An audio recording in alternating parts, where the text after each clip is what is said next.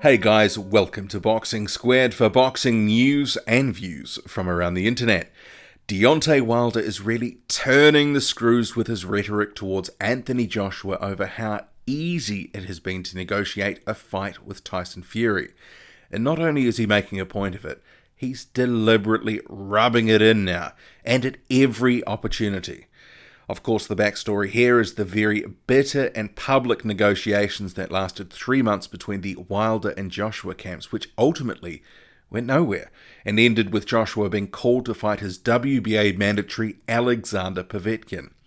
As with these things, both sides made out the other was the problem, saying, not us, it was the other guy.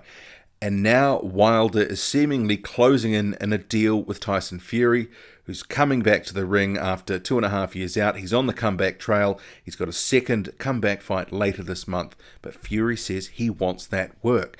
The only outstanding issue right now, from what is being reported and what the respective camps are saying, is a rematch clause.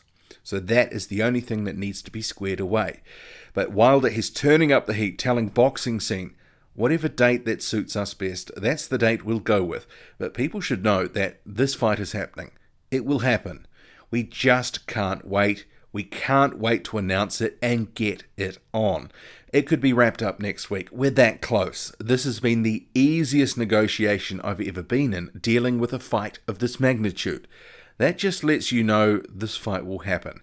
I don't see nothing that will stop this fight from happening. Nothing at all. I respect him and I salute him for that, for trying to save face for his country, to try save them from the embarrassment they feel over there, because we're laughing at them hard, especially when Joshua asked for 50 million, then talked about he was just playing. But Fury, he's a true champion. This is what champions are all about. Deontay Wilder's statements to Boxing Scene.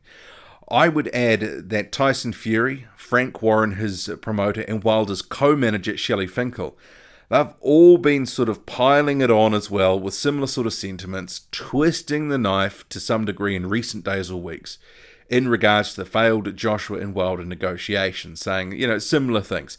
So in my view, there's a deliberate attempt and strategy at play to keep talking about Joshua and his promoter to make them look bad, to make them look like they were the problem. Is it fair? Well, that probably depends on which side of the fence that you sit on, because Wilder and Joshua's teams are blaming each other, and from what I have seen from videos I've done, that's exactly what fans are doing, blaming the other side. And in respect of Wilder's comments about the embarrassment they feel over there, I'm not based in the UK, so I'm probably not best placed to wade in on that. But if you are from the UK, let me know how you feel about the Wilder and Joshua negotiations. Do you feel embarrassed that Anthony Joshua couldn't get a deal done with Wilder? Was he at fault there?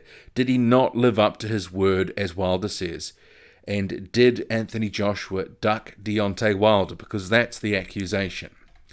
Does the fact that Wilder is saying it was so easy to negotiate with Fury, while a deal is yet to be signed at this point, does it reflect poorly on Joshua and Eddie Hearn?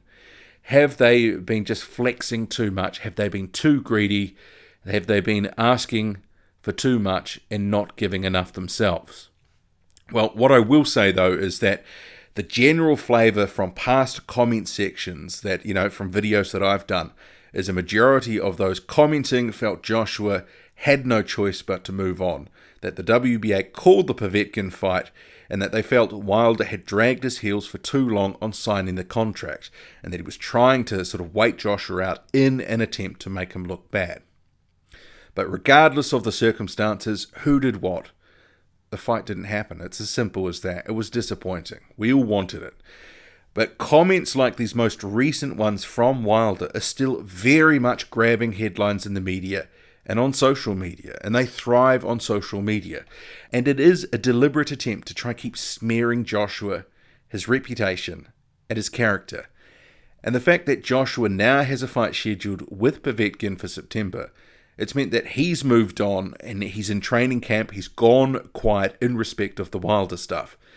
And what that is allowing is Deontay Wilder to almost have a free hand to try keep throwing some barbs, twisting the knife, and making digs like this most recent one. And then throw in, you've got Fury backing up Wilder is saying, plus the comments from the management of the respective fighters. It is becoming harder for Eddie Hearn to sort of dim down some of the noise just on his own. And if there are more voices saying one thing opposed to Hearn, the lone voice, and it's getting reported constantly being repeated, it's on the lips of fans, it is going to help shape the ongoing narrative. So it's that repetition thing. It's like advertising. It's like the more you say it, the more it becomes true somehow. Like Chinese whispers. Sometimes it can become something that maybe it wasn't. But let's face it. Are Wilder and Fury and co going to ease up? Unlikely. And remember, there's also been a few other things that have been floating around in the news connected to the broader situation as well that they've been trying to take advantage of. Case in point, the contract that was after the fact sent to Wilder for him to sign. One that they, obviously the deal was dead by then, but it was a sort of a PR stunt from Eddie Hearn and Anthony Joshua to sort of say, well, here's the contract, sign it. Why won't you sign it? And apparently this contract is not signed by Joshua, despite it being stated that it had been. And the fact that they've come out and made all this noise about it, it does appear to be another attempt to try to discredit Joshua and his team. The impression is from that situation that you're given that Hearn and Joshua are somehow up to some funny business, that they are the ones at fault. They haven't actually sent a contract with the signature that they said was on it. Do we know all the facts over that situation? No, we don't. Just a couple of things that have been said. But that narrative has been taking hold. And despite the insistence by some that Deontay Wilder needs to sign the contract that he's got in front of him, I actually agree, and this is my personal opinion here, by the time that April 2019 rolls around, it's going to be a bigger fight. They were looking at the fight this year. It's not happening. It's now going to be pushed out. There's more time for it to marinate, as it were. So why wouldn't he try ask for more? It doesn't mean he gets it, but it doesn't mean that he shouldn't ask either. If I was in line to get that sort of life-changing payday, I would absolutely be trying to squeeze every cent out of it that I could. And it would be irresponsible of his management on his behalf not to try do that. And this is about the point in the conversation where someone is likely to start citing, well, Wilder's previous highest payday is $2.1 million, and use that as an example of why he doesn't deserve more than the $15 million that has been offered. And originally it was $12 million, but it got bumped up in the second offer to $15 million. Sure, Wilder has had some issues with his profile, and he has been accused of cherry-picking opponents for the majority of his career, and to some extent that is true. But the fact is, if you throw Joshua into any fight, and throw him into a fight with Wilder in particular, there isn't many bigger fights that can be made in all of boxing. So that's why Wilder is going after the bigger cut. It just makes sense to do so. But it's also Joshua's prerogative as the clear A-side in this equation, because let's make no mistake about it, Joshua is the A-side by a country mile. Deontay Wilder and his fans can argue that he is the A-side, but it's clearly not the case. But it's Joshua's prerogative to try put Wilder in his box and say, well, here's your cut, take it or leave it. And that was effectively the position in the standoff we were in for those months, 3 months earlier this year. But as it stands, if a Fury and Wilder fight goes ahead in November or December, the chances of Wilder facing Joshua after that, in April for example, it would appear to be slim, maybe even less than slim. So you have to put aside the rematch clause, which is currently being negotiated, and you'd have to imagine it's likely to be a one-way rematch clause in Wilder's favour. He is the champion after all. But put that to a side. Say that Wilder does beat Fury. Negotiations commence immediately between the two teams, Joshua's team and Wilder's team, who've been at each other's throats for months and spent months getting nowhere. Are they going to be able to start from scratch, as Wilder wants, and are they going to be able to get a deal done in a short period of time? And given the amount of lead-in time that you'd want to promote the fight, you'd imagine they'd only have a month or 6 weeks to get a deal done.